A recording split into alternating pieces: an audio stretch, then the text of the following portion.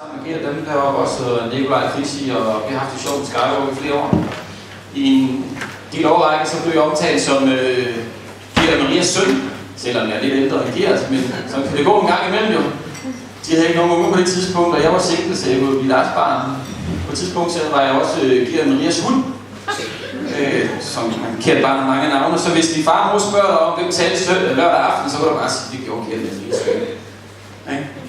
Sådan det. Så det er mig. Det der er Tim Kjærgaard også. Han er en af mine fans. Ham skal vi snakke lidt om i dag og kigge lidt på.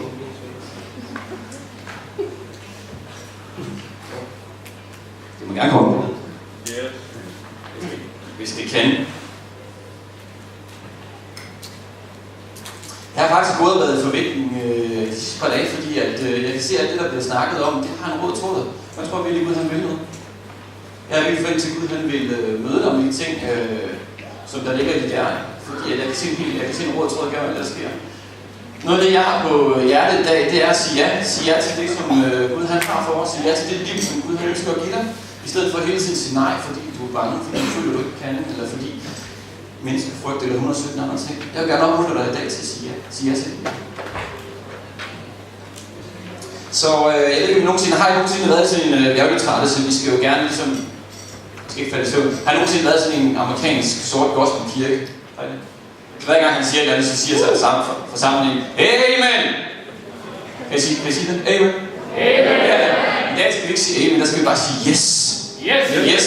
Så hvis der er et eller andet, der er godt, så siger vi bare yes! Yes! Yes! Har vi en god vinterlejr? Yes! Er Gud god? Yes! Skal jeg tidligt se? Nej! Jeg synes, vi kan lige starte med alle sammen stille os op på stolene. Kan vi det? Og så skal vi prøve at se, om vi kan hoppe ligesom til en kærlighed og sige yes. Alle. Kan vi gøre det? Så vi hoppe sådan her, og så siger yes. Klar. 1, 2, 3, nu.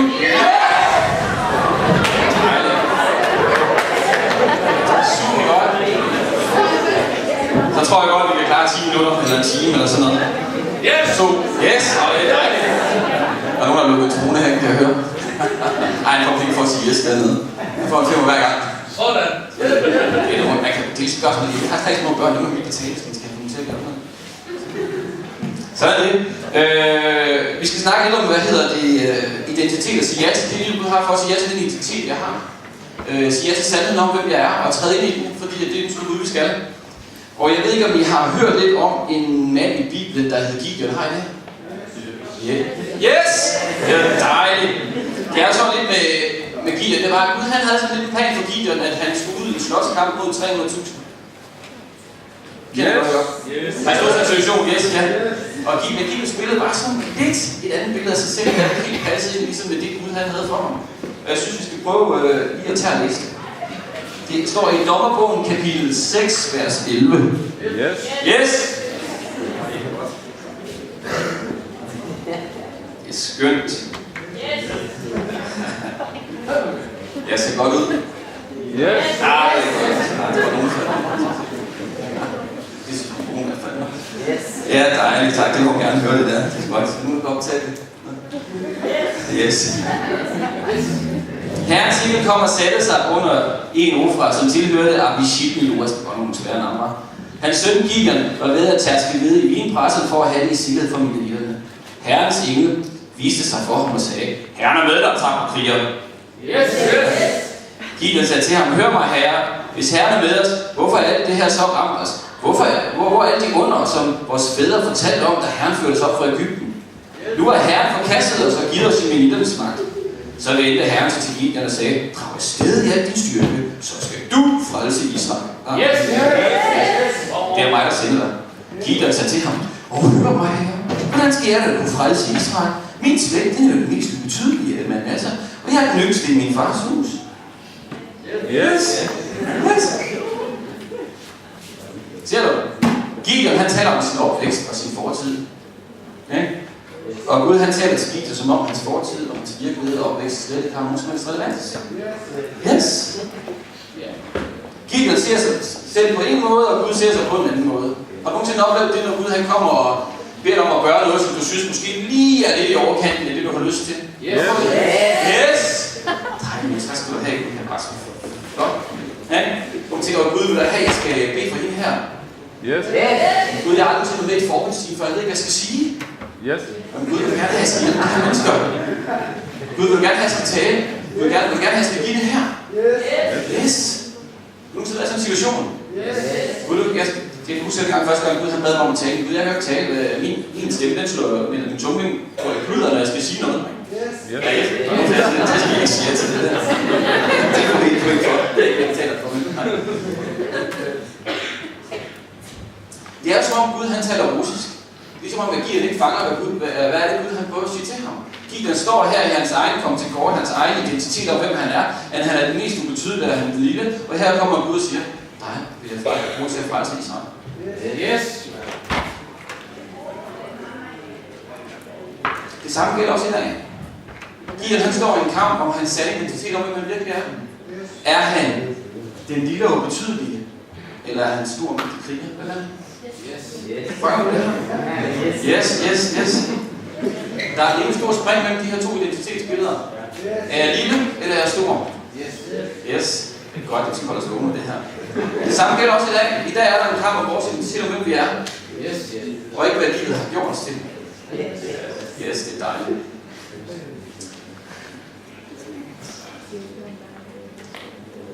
Noget af det, som jeg nogle gange der er stor forskel på, hvad der er sandt, og hvad der er sandheden. Yes. Var der nogen, der fangede den? Yes. Jeg kigger altid mærke til det her. Der er forskel på, hvad der er sandt, og hvad der er sandheden. Yes. Ser du? I Gideons liv var det sandt, at han var den mest ubetydelige. At han var den lille. Det var sandt. Men den virkelige sandhed i Gideons liv, det var, at han var en vigtig kriger. Yes. Så hvad er sandheden?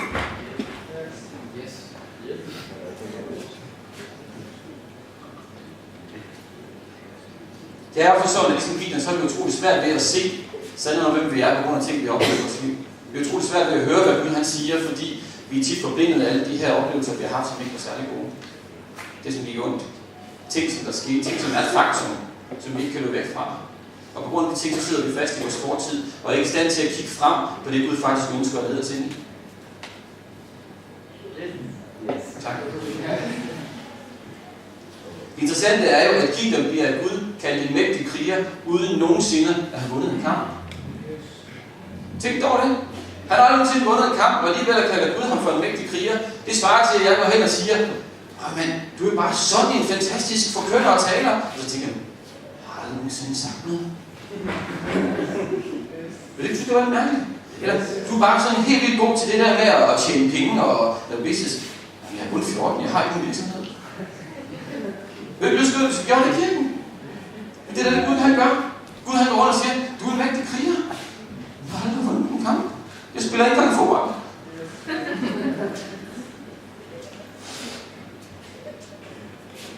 Det lyder skørt, ikke? Mega godt.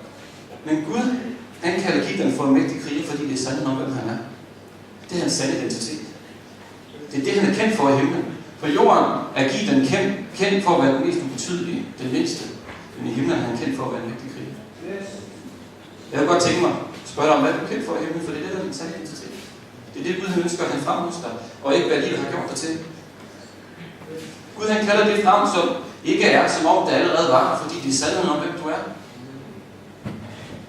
Han ser ikke på Gideons fejl, mangler, problemer og frygt. Han ser ikke på hans historie. Han kalder sandheden frem, og det samme gør Gud for dig i dag. Så hvad kalder Gud dig til? Hvad er det Gud, han ønsker at have frem i dit liv? Hvad er det Gud, han ønsker at forløse? Hvad er det Gud, han ønsker at sige? Midt i alle de andre stemmer, som suser omkring.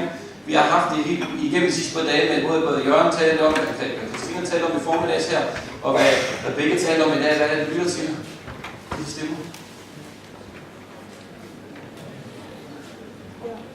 Så hvad tror du, at Gud han skulle sige sandheden om dig?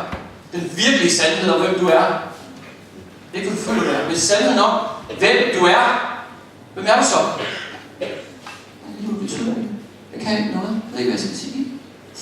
Jeg er også så bange for at bære en søn, for den er så stor.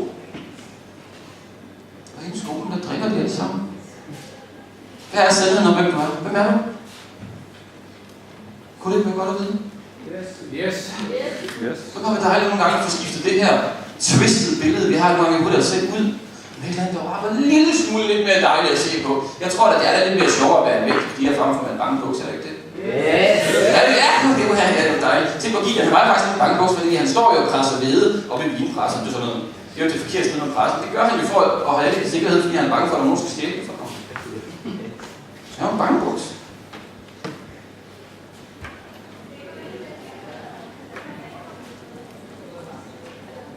Han er ikke en mægtig kriger, fordi han har vundet en masse kampe. Nej, han er det, fordi Gud han siger, at han er det. Og derfor vinder han kampen. Forstår du det? Det samme gælder for os i dag. Grunden til, at du lykkes i dit liv, det handler ikke om din fortid, men det handler om, hvad Gud siger om dit liv. Du er ikke en mægtig kriger, fordi du har vundet en masse kampe. Du er det, fordi Gud siger, at du er det, og derfor kommer du til at vinde kampen. Forstår du det her? Hvis du fanger det her, så kommer du til at forvandle dit liv. Yes. Dejligt.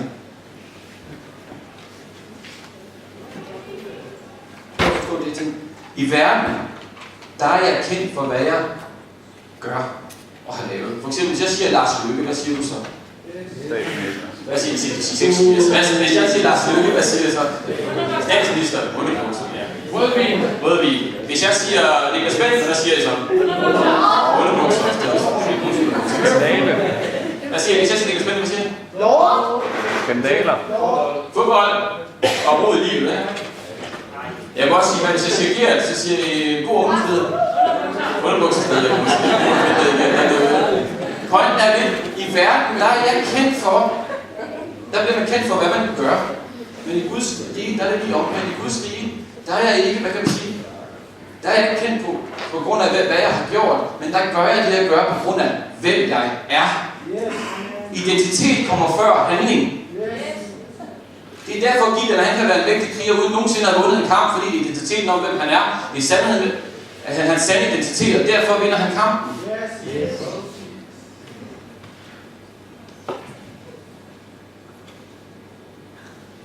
Det samme gælder disciplen Peter. Jesus han kommer til Peter. Hej Peter, du er klippen, og på dig vil jeg bygge min kirke. Prøv at forestille dig, hele kirkens grundvold skal bygges på Peter. Spørgsmålet var, Peter nogen klippe? Nu er jeg godt sige nej. Nej! Der var ikke rigtig noget som helst i Peters liv, der viste, at han var en klip. Han havde temperament, han havde menneskefrygt. Han fornægtede Jesus 3 gange. Prøv lige at tænke på at fornægte Jesus, mand. Er du tosset? Yes, nej. Ikke alt, der skal sige til det, det skal sige. De lærer også mine børn. Det kan også lære det. Men Jesus kalder ham klip. Hvorfor? Fordi det er sandheden om, hvem han er. Han kalder det frem, som ikke er, som om det allerede var. Og det samme gør Gud i dag. Gud ønsker at kalde frem sandheden i dit liv om, hvem du er. Så du ikke bliver stående her tilbage og bare tænker, men jeg er bare fisker, det er det, jeg kan. Nej, siger Gud. Du kan langt mere.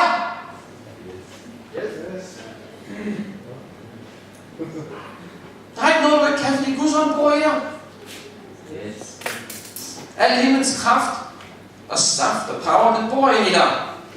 Det er Jesus bor i dig.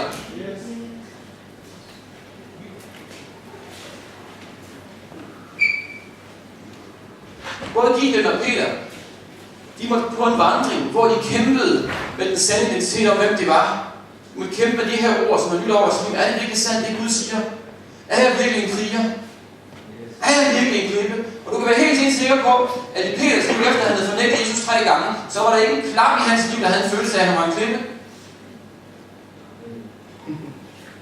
Men det er nogle gange sådan i vores liv, at det der er vores største sammenbrud, det bruger Gud nogle gange til at blive vores største gennembrud. Det vil han også gøre for dig.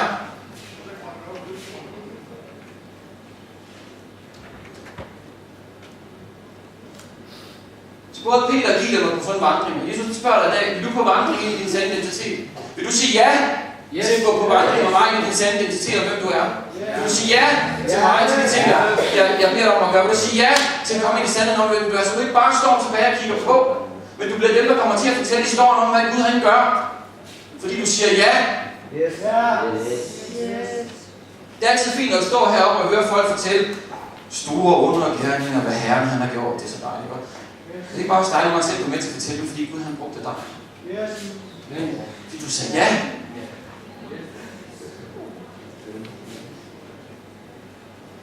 En af de store udfordringer i vores liv, det er, at vi ofte afspejler vores fremtid i vores fortid. Meget af vores negativitet kommer ud fra troen på tidligere de dårlige oplevelser, vi har haft. I stedet for troen på det, Jesus siger om os. At fordi, hvis vi tænker sådan, fordi der ligesom ikke er noget stort i min fortid, så kommer der heller ikke til at være noget stort i min fremtid. Det tænker vi ofte. Ved du hvad, jeg er far nu til 3 drenge. Det kalder vi bøjebanen, eller mine 3 små apostle. Det kalder man med. Men jeg siger mest apostle, fordi så provokerer jeg med sådan en kirke. Det kan ikke rigtig så stærkt. Yes, det må jeg gerne sige. Men pointen er, hvad er der sker med en baby, hvis han kigger på, eller hun, det kan også være hun, kigger på deres fremtid ved at se på deres fortid. Jeg har en dreng, der er 500 gammel, så vil han tænke, jamen, jeg har jo ikke gaven til at gå, jeg kan jo kun kravle. Er det babyer, de gør? Kigger på, hvad er det babyer gør for at vurdere deres fremtid, for at lære lidt på deres fremtid, gør, de kigger på deres forældre, de ser på, hvad deres forældre gør. Det er der, vi lærer. Det samme med os. Vi fastlægger ikke vores fremtid ved at se på vores fortid, men det gør vi ved at se på Jesus. Og så høre på, hvad han har at sige om os, og hvad han ønsker, vi skal gøre. Det er det, der fastlægger din og din fremtid.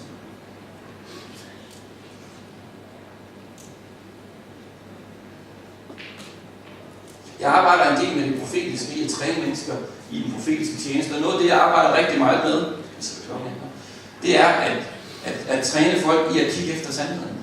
Så vi går forbi alle de her rod, der kan være i menneskers liv, og lige når hende sandheden frem og siger, hey, det er det sandheden, du er, det er din selvidentitet. Fordi kan vi det, så kan vi hoppe over en masse. Vi må trække folk ud af deres selvidentitet. Fordi når vi begynder at vandre i sandheden, hvem de er, hvor bliver det andet så ikke? Det kan godt være, at du står herovre og slåsser med en masse ting i dit liv, og du kan ikke finde ud af at komme ud. Jeg har stået og kæmpet med det her mange år, har du så på det? Nej, der er ikke nogen før at sige det nu. Yes. Hvordan bliver man bedst fri? Hvad nu, hvis du kan begynde at gå herover det nye? Sandheden, hvem du er. Hvis du kommer herover, hvor det er så henne? Så er det væk. Yes. Nogle gange så gør vi det fri, det er sådan besværligt. Jeg plejer til at sige, ofte er det sådan, at det simple ting er bare ud i din fortid. Det er en simple ting, der ændrer om og går ind i din fremtid. Så går du væk fra det der, du ikke kan lide. Ikke? Går du væk? Yes. Det er jo sådan, at også i forhold til, hvordan vi ser hinanden. Hvis jeg var kommet ind i næsten hvilken som helst kirke i Danmark og havde givet disciplen Peter, profetens ord om, at han var klippen, og ledelsen så i kirke skulle vurdere og bedømme det her ord, om det var fra Herren, om det var sandt, det står der helt, vi skal have de profetens ord. Så var rigtig mange nok kommet frem til, det er ikke sandt ord. Hvorfor? Fordi når vi bedømmer og ser og skal finde ud af noget rigtigt, så kigger vi som regel ud fra, hvad vi kan se. Der var jo ikke noget i Peters liv, som viste, at han var en klippe. Så vi nok sige, det der ord, det var nok ikke helt fra Herren. Det var nok lige lidt for mig kræm på det ord der. Det måske lige barberer halvdelen af det af, fordi så er det nok, men så sandheden nok, hvem Peter han er. Fordi når vi vurderer, så kigger vi på, hvad vi kan se. Og så kommer vi ofte til at gøre over for hinanden. Vi kommer ofte nogle gange til at holde hinanden ubevidst med, fordi vi vurderer hinanden og bedømmer hinanden ud fra, hvad vi kan se, hvad vi har oplevet og hvad vi har hørt, i stedet for ud fra, hvad vi skal blive til. Yes. Og det skal stoppe. Yes. For det er ikke sådan, Gud han gør. Det samme med Gideon. Der er der ikke en kæft, der vil have valgt Gideon i deres lederskab. Hvorfor? Han har aldrig levet noget som helst. Hans familie var den mest ubetydelige, siger han. Hvad betyder det? Det betyder, at de ikke var kendt for noget stort i hvert fald. Nej? Og så siger han ovenikøbet, at han er den mindste. Hvad betyder det? Det betyder, at han har ikke engang haft den her lille basisledererfaring, som det hedder, og hjælpe lillebror over vejen. Han har altid været et billedmand, der skulle følge efter, hvad alle de andre sagde. Der er ikke nogen som helst, der vil have valgt ham som lederskab. Fordi når vi bedømmer folk, så kigger vi som regel bare på, hvad vi kan se. Hvad vi har hørt. I stedet for ud fra, hvad er det Gud ønsker at kende fra? Hvad er det Gud ønsker at forløse i dit liv? Hvad er sandheden om, hvem du er? Hvad er sandheden? Er I vågen? Yes! Det skal godt. Jeg skal videre. Prøv at gøre det hurtigt, tak. En af de hovedgrunde til det her, hvor vi prøver rigtig kort. Noget af det her, jeg nu har ikke forstået, så må jeg bare komme hen og snakke med om bagefter. En af de hovedgrunde til, at vi ikke træder ind i vores fremtid med Gud, det er fordi, vi ikke er 100% sikre på, at Gud er for os. Vi er ikke 100% sikre på, at jeg har Guds fulde accept i mit liv. Jeg er ikke 110% sikker på, at Gud faktisk er helt tilfreds med mig. Jeg har hørt det, men det er ikke noget, jeg vil sige det i mit hjerte. Jeg vil godt stille et spørgsmål i dag. Er du godt klar over, at det er 100% umuligt for Gud at straffe dig? Er du godt klar over, at det er umuligt for Gud at straffe dig?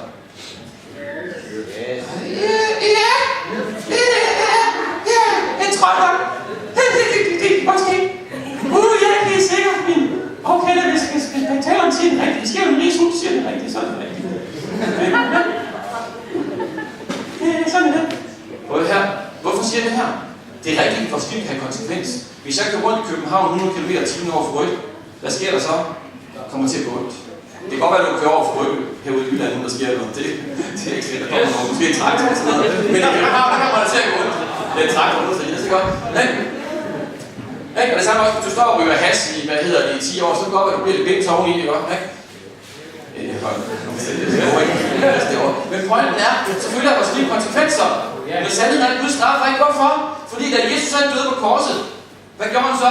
Tog han al verdens synd med på korset? Så hvis Jesus har taget al verdens synd med på korset, hvad er der så tilbage? Er der noget tilbage? Nu skal vi sige nej. Der er ikke noget tilbage. Jesus har taget det hele. Derfor straffer Gud ikke. Er du godt klar over, at Gud har aldrig nogensinde haft en dårlig tanke om dig? Selv der, hvor du vendte Gud allermest ryggen, der, hvor du sagde nej til Gud, der, hvor du sagde til Gud, jeg vil ikke have noget med at gøre, der, hvor du syndede allermest for 117. gang i den samme synd. Lige der var Guds tanke for dig kun på hovedet. Hvorfor? Fordi sådan Gud han er. Og jo mere du begynder at forstå de her måder Gud er på, jo mere vil du få lyst til at vandre i den fremtid, som Gud han har for dig. Der er rigtig mange unge mennesker, de føler, at de har, jeg har sådan problemer med synd, jeg kæmper sådan med synd, og jeg har hele tiden problemer med min relation til Gud. Ved du, hvad Bibelen siger?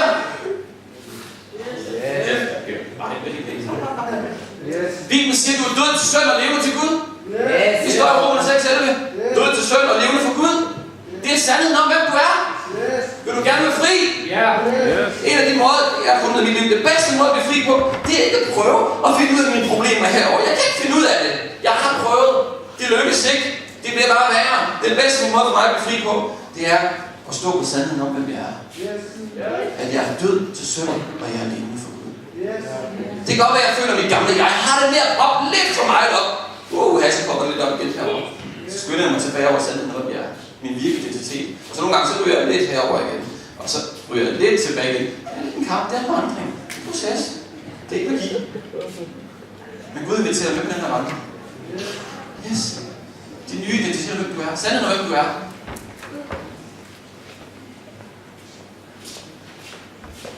Du kommer til den, er du tosset? Hvor er det, jeg glad for det.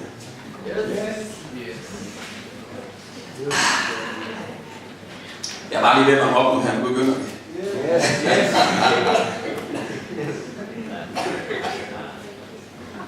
Ser du? Da jeg blev en kristen, så var det jo ikke en dårlig Torsten, der skulle prøve at blive en bedre Torsten, var det? Nej, gamle Torsten er død, og en ny Torsten er opstået med Kristus. Er det ikke det, vi forkynder i døden? Det gamle er forbi, og nye blev til. Det er ikke længere mig, der lever, men Kristus lever i mig. Det er det, vi forkynder. Hvorfor er det så, at vi så ofte går rundt og navleskruer pillerier på alle vores dårlige ting, vi ikke kan finde ud af at leve med, når vi kunne være fokuseret på vores nye liv? Ved I, hvor dumt det er? Det er lige så dumt som manden, der går rundt nede i kapellet og snakker med alle de døde. Bibelen siger, at det er dødt for kanten, så lad der være med at kigge på det. Ved du, man gør med sådan nogle mennesker, der snakker med døde, man ringer efter et blå vogn, så kommer de og henter ham og låser ham ind. Men ikke desto mindre, så er det mange kirker, der gør hver eneste søndag. De går rundt og snakker om ting, der er dødt. Så lad dog være. Lad dog være, mand. Jeg tror også, at din engel vil kysse dig på panden og kysse dig på fødderne, hvis du bare gad at lade være. Du vil være så glad, hvis du begynder at fokusere på dit nye liv, dit nye jeg i Kristus. Alt det, som Gud ønsker at gøre for dig. Alt det, han ønsker at give dig. At du er ren, du er hellig, du er stærk, du har yndest, du har værdi, du har elsket, du har fremtid, du har håb. Alt det, som Gud ønsker at give dig. Din engel vil elske dig, hvis du begynder at fokusere på det i stedet for. I stedet for at stå herovre. Det er ikke så sjovt at stå herovre. Det regner. Også indenfor. Gud, han er ikke optaget af synd. Han er optaget af liv. Han har gjort med synden. Alt, hvad han gør i dit liv, det er, og han arbejder på at få dig til at blive til den sande identitet om, hvem du er. Det er du kendt for i himlen, det er du skabt til. Det er derfor, du blev ready to fight. Det er det, du hedder.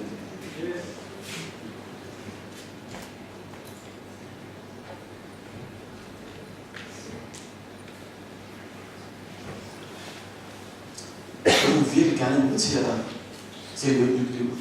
Til at slippe dit gamle jeg og gå med dit nye jeg. Han vil så gerne have, at du bare vil begynde at kigge på alt, det han har for dig. Og så skal han nok begynde at tage sig af det her. Det er en vandring. Men Gud vil bare gerne have, at du siger ja til det. Begynde at sige ja til det. Det går, at du sidder og tænker, jamen Torsten, du skulle bare kende mit liv. Du skulle bare vide, hvordan det mit liv har været. Jeg ved, at Gud han er langt større end det. Jeg vil også godt fortælle dig om, hvordan jeg var som teenager.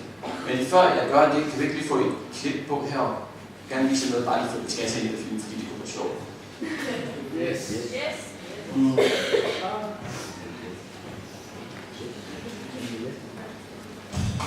Carl Allen has reported for duty. I'm not a soldier, Norman. We're having a little get together at my place.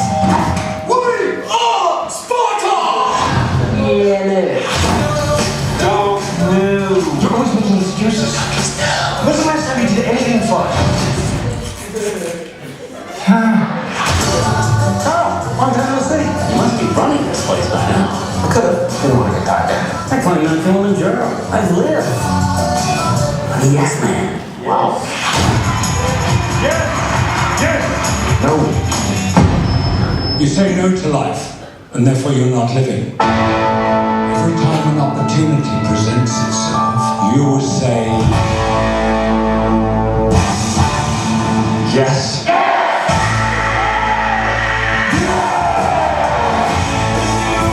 You would take guitar lessons. Would you be the man for me? I guess so. Yes, I would like to learn Korean. Told you not to. What the hell? Tessa. What did he call me? Oh. Discover what happens. You have to say yes to everything. Yes. Do you need a ride? On that thing? When every question Number up, double bucks. Oh, we're gonna fight or what? Would you like to lose your bridal show? Has the same answer. Yeah. Sure. Why not? That'd be great. Yeah, I love that. That's sweet, Carl. Thanks, man. I've never had a rifle before, but I had a rifle last night. I really like rifles. Yeah, you seem a little hyper. Say Yes.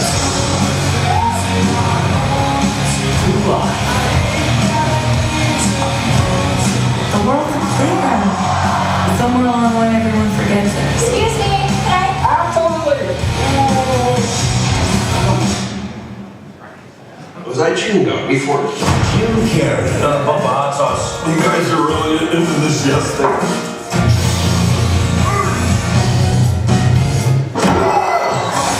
Yes, man. Would I like to increase the size of my... Right. Like I need that.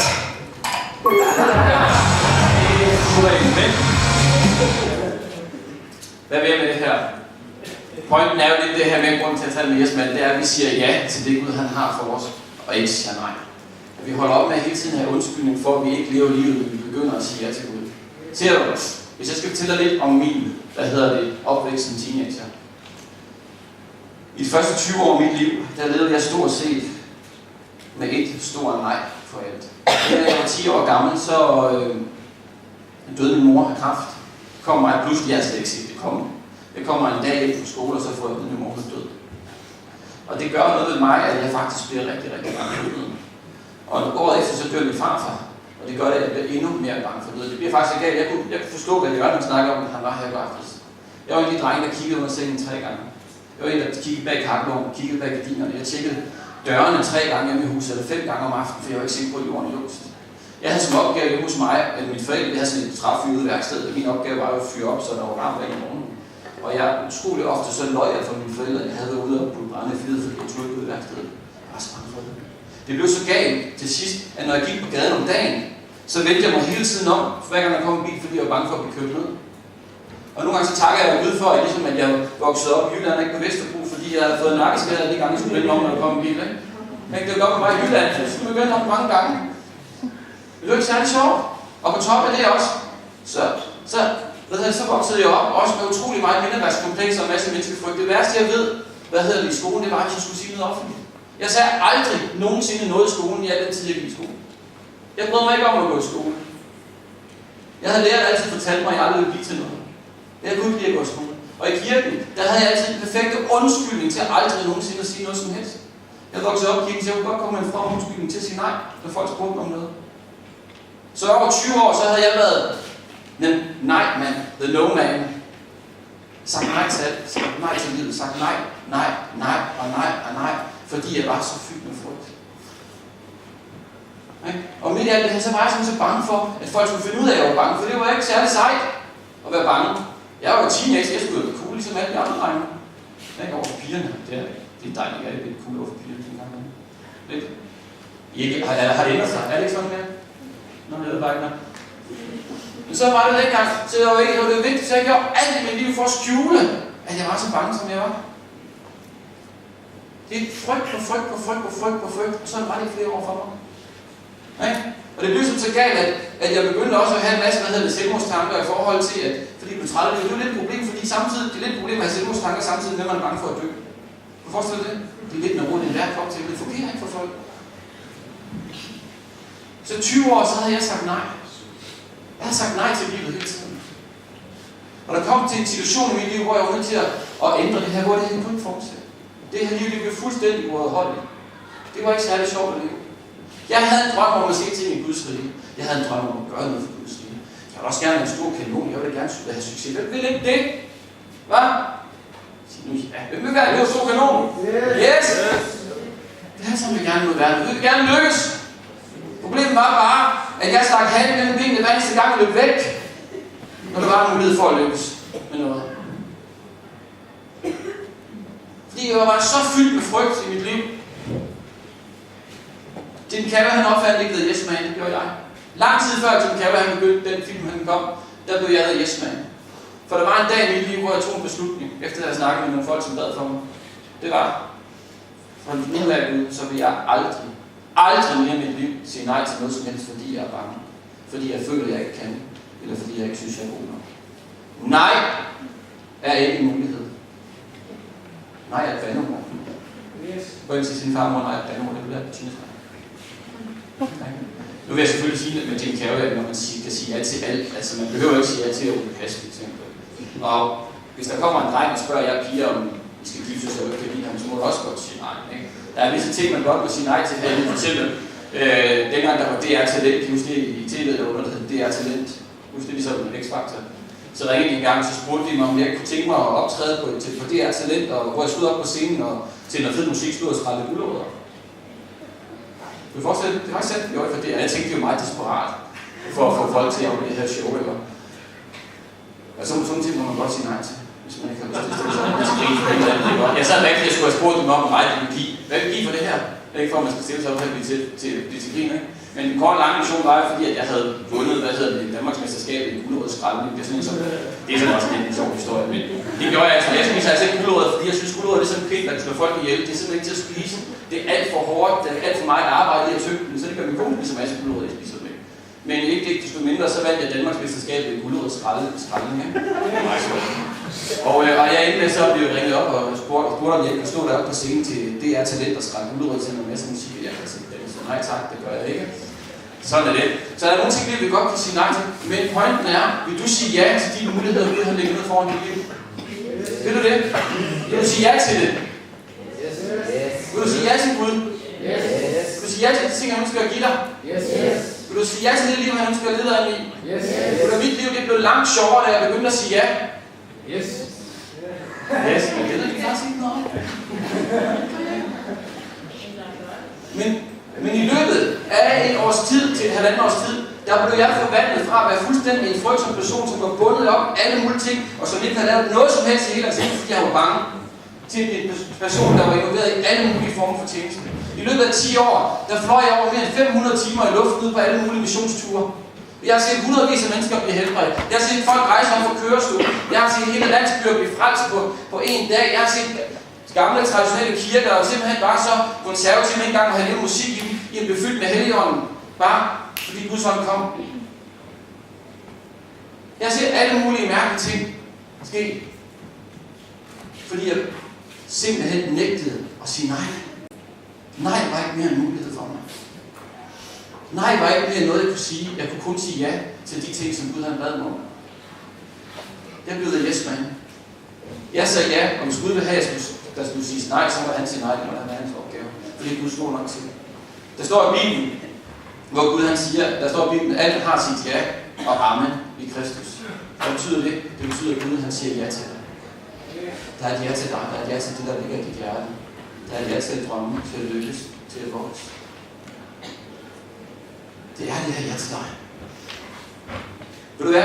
Når jeg tænker tilbage på det helvede, mine teenageår der i, hvis jeg tænker nogle gange sådan lidt, hvis jeg bare kunne få 10 mennesker til at vælge om aldrig mere at sige nej, men sige ja, så vil det være det hele værd. Stop med undskyldninger og sige ja. Gud kommer ikke til at bede dig om at gøre noget, du ikke kan gøre. Du kommer ikke til at fejle, du kommer ikke til at være en fiasko. Ellers vil Gud ikke bede dig om det. Du er helt sikker på, at du kan have tillid til ham. Tag et valg i aften om at sige ja. Tag et valg i aften om, at du aldrig nogensinde mere vil sige nej. På grund af, at du føler, at du ikke kan, du er bange. Og så kom tilbage næste år på den rejse, hvad der er sket med. Du kommer aldrig nogensinde til at være det samme. Du kommer til at opleve en masse fede ting med Gud. Du må gerne komme lidt op og kunne spille. Jeg har et skrift, jeg gerne vil slutte med her.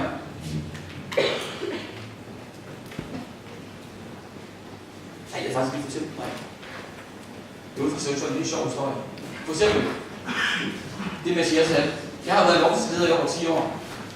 Sammen med Nikolaj og Christen. Og jeg var jo faktisk kendt for at være en rigtig god lovforsleder. Det der er lidt sjovt, men det er faktisk, at jeg har oplevet aldrig nogensinde, at Gud han kaldte mig til at være lovforsleder. Grunden til, at jeg blev lovforsleder, det er fordi, at jeg havde lavet løfte til Gud om, at jeg aldrig sagde nej. Og så kom der en eller anden dag og spurgte, du er lovforsleder. Og du er lovforsleder. Ja. Jeg var ikke engang særlig god til at spille klaver. Jeg kunne 20 akkorder. Jeg havde ikke noget erfaring i musik eller noget som helst. Men jeg sagde ja. Så kom der en dag og sagde, vil du tale? Ja. Vil du lede det her? Ja. Vil du vide det? Ja. Vil du tage på den missionstur? Ja. I flere år der sagde jeg ja til alt, hvad der kom. Var det skræmmende? Ja. Var jeg ved at tisse i bukserne? Ja, mange gange. Drøber ikke, nej, godt. Men var det godt? Ja. Vil du fri? Ja. Hvorfor? Fordi jeg turde og stole på, at Gud han var større. Jeg valgte at sige ja til livet, og sige nej til helvede, hvis jeg må kalde det. Du kunne gøre det samme. I 2. Korintherne 5, vers 17. Det kan vi starte med. Skal vi se på det her.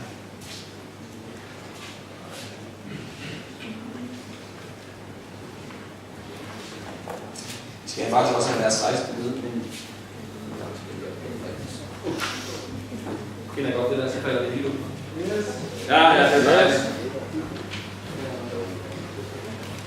Vi tager lige vers 17 først. Det kender jeg godt. Er nogen i Kristus, er han ny skabning. Det gamle er forbi, og noget nyt er blevet til. Det har I hørt før, har I ikke det? Det vil sige, er nogen i Kristus, er du i Kristus, så er du en ny skabning. Det gamle lov er der forbi, og noget nyt er blevet til. Tak, Jesus. Du kan godt lide, han kom ikke for at prøve at fikse dit liv. Han kom for at slå dit gamle liv ihjel, så du kan få det nyt. Er det ikke dejligt? Bare skønt. Tak. Er der nogen af jer, der ved, hvad der står i verset før? Altså, de der har en bil. Nej, det er det gør ikke. Nu skal jeg læse, hvad der står i verset før. Vers 17 har jeg hørt folk undervise om hundredvis af gange i kirken. Jeg har nogensinde hørt nogen undervise om vers 16. Der står her, nu skal vi læse her. Altså kender vi fra nu af ingen rent menneskeligt. Og så selvom vi har kendt Kristus rent menneskeligt, gør vi det ikke længere. Altså er nogen i Kristus, er en ny skabning, det gamle forbi. Hvad er det, Gud han siger her? Hvad er det, Paulus prøver at sige? Derfor kender vi ikke længere rent menneskeligt.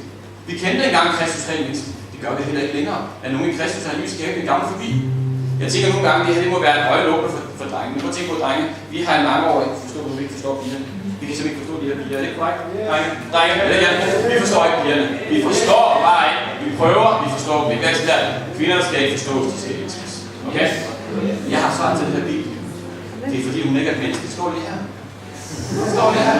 Se, det står lige i Bibelen. Du går hjem til din far og siger, jeg ved hvorfor jeg ikke forstår kvinder. Hun er ikke menneske.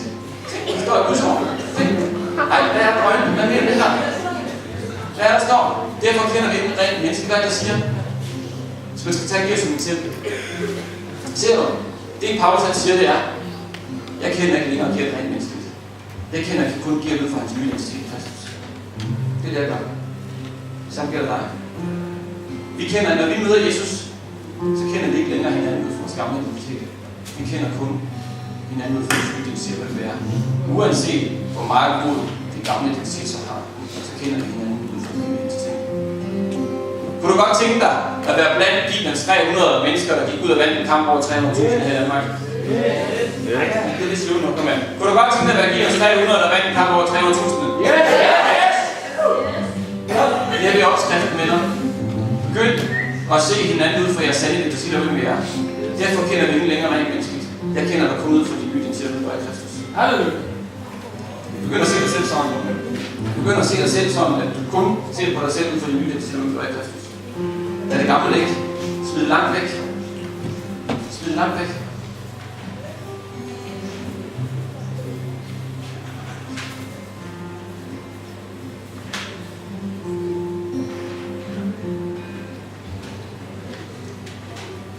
Så vil du sige ja til Gud? Jeg siger ikke, at det bliver en let vandring. Jeg synes nogle gange, det var rigtig svært. Jeg husker første gang, jeg skulle tale. Jeg vil så gerne sige nej. Alt i mig vil sige nej. Jeg havde så mange år gemt mig, og jeg var så nervøs. Der var intet i mig, der havde lyst til at sige ja.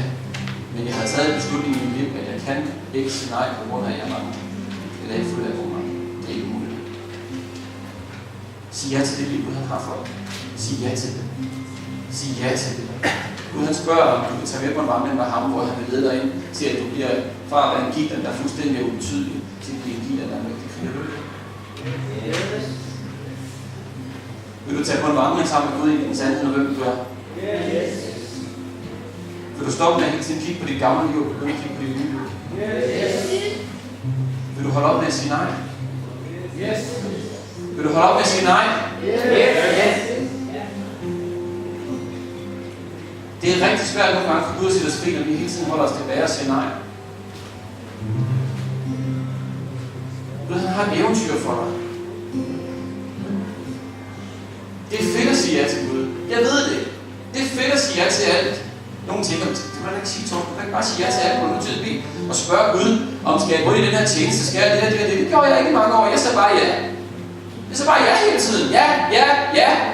Ja. Tænk ikke over det. Så det er sjovt, at jeg også leder 10 år uden nogensinde at få en kaldelse til. Jeg sagde bare ja. Det var bare sådan. Ja. Gud, han ville jo sige nej, hvis jeg ikke skulle. Så blev man nogens leder, og så blev man dit og dat og hul i her. Man bare sige ja.